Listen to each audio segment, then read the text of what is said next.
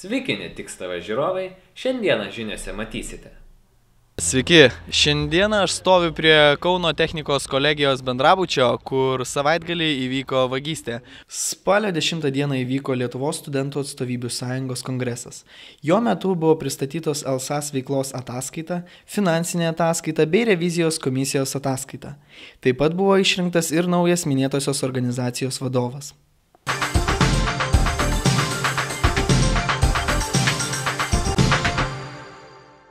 Sekmadienio naktį Kauno technikos kolegijos bendrabutyje siautėjo plėšikai. Buvo įsilaužta net į 3 gyvenamasias patalpas. Visi šeimininkai grįžę į kambarius rado tenais paliktą betvarkę. Tačiau realiai nukentėjo tik viena mergina. Iš jos kambario dingo stalinis kompiuteris. Nepatvirtintais duomenimis, nusikalstamą veiką atliko to paties bendrabučio gyventojai. Detalesnę informaciją išvysite reportaže. Kaip žinau, kad sekmadienį iš ryto man paskambino budinti ir pranešė, kad yra išplėštos lauko duris ten atsarginio įėjimo, kur yra užkabinta štanga ir užkabinta spyna. Pasirodo, tos duris buvo nukirptos su žirklėm. Ir mes galvojam, kad ten yra grinai vagys, kurie kažko tai ieškojo, yra iš gatvės, nes tikrai netikėjau, kad mūsų studentai gali šitai padaryti.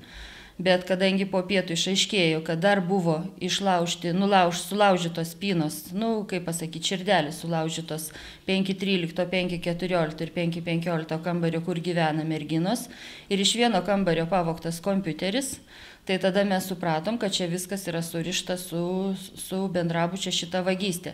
Kadangi pro budinčią pranešti niekas negalėjo ir niekas pašalinis įeiti negalėjo, tai mes nusprendėm šitaip, kad vienas laukė lauke nupjovęs ten tą spyną, o kitas patvarkė čia nakties metu, tą vagystę padarė ir viską pro ten išnešė. Atvažiavom, radom išplėštas duris ir pavogtą kompiuterį. Buvo iškviesti pareigūnai, kurie viską tik surašė. Ir jokių nieko, kad atlygint žalą ten kažkokią ar surašt kompiuterį, tai nieks tokio dalyko nesakė, nebent čia kreipstumės pačios kažką ir ieškos ir tiek žinių. Buvo parašytas skundas ir kolegijos adresu, kad ir net lieka darbuotojus savo pareigų gerai ir vienu žodžiu, ir pats direktorius galvoja, kad bus galimybė atlyginti tą kompiuterį, žalą pačią. Taip sakė direktorius? Taip, pats direktorius kažką taip minėjo, link tos pusės. Aišku, 100% nėra garantuota. Spalio 10 dieną, šeštadienį, generolo Jono Žemaičio Lietuvos karo akademijoje posėdžiavo Lietuvos studentų atstovybių sąjungos kongresas. Šio susirinkimo metu paaiškėjo ir naujasis LSAS prezidentas. Šioms pareigoms 1,5 metų kadencijai buvo išrinktas Arūnas Mark, kuris pakeitė ilgą laiką organizacijai vadovavusią Indrę Varikytę. Rinkimų metu buvo sulaukta ir LSAS veikla nepatenkintų politikų, valstybės pareigūnų bandymų kita linkme pakreipti organizacijos veiklą. Akivaizdu, jog LSAS prezidento pozicija tapo svarbi ne tik studentams. Naujai iškeptą prezidentą kalbina mūsų televizijos reporteris Paulius. Labadiena, mėlyje ne tik tavo žiūrovai. Šiandien mes kalbiname naujai iškeptą Lietuvos studentų atstovybių sąjungos prezidentą Arūną Mark. Sakykite, kaip jaučiatės tapęs LSAS prezidentu? Neiškeptas, o išrinktas, jaučiuosi normaliai, darbingai. Sakykite, kokie pagrindiniai jūsų veiklos prioritetai?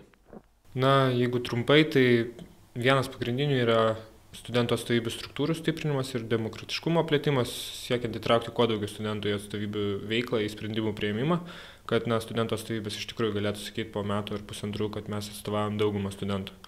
Antras prioritetas yra studentų atstovybių veiklos orientavimas tik į studentų poreikius. Tai yra poreikio analizės, veiklos planavimas pagal studentų poreikius turi patapti tradicija studentų atstovybėse. O trečias tai yra dar geresnių rezultatų siekimas atstovaujant studentų nuomonę valstybinėse institucijose. Tai yra plėtimas, bendradarbiavimas su visom įmanomom valstybės institucijom ir į paramos ieškojimus tiesiog studentiškai nuomoniai. Ko reikia norint tapti Lietuvos studentų atstovybių sąjungos prezidentu? Daug darbo, ryžto, idėjos, pasišventimo ir jokių asmeninių ambicijų. Ir paskutinis klausimas, sakykit, kiek laiko per parą miegate? Tai įvairiai būna, kad porą valandų būna, netgi kokias 6, tai įvairiai. Tarp labai ir mažai ir mažai. Šiandieną tiek. Iki kito susitikimo žinių laidoje. Likite su Netiks TV.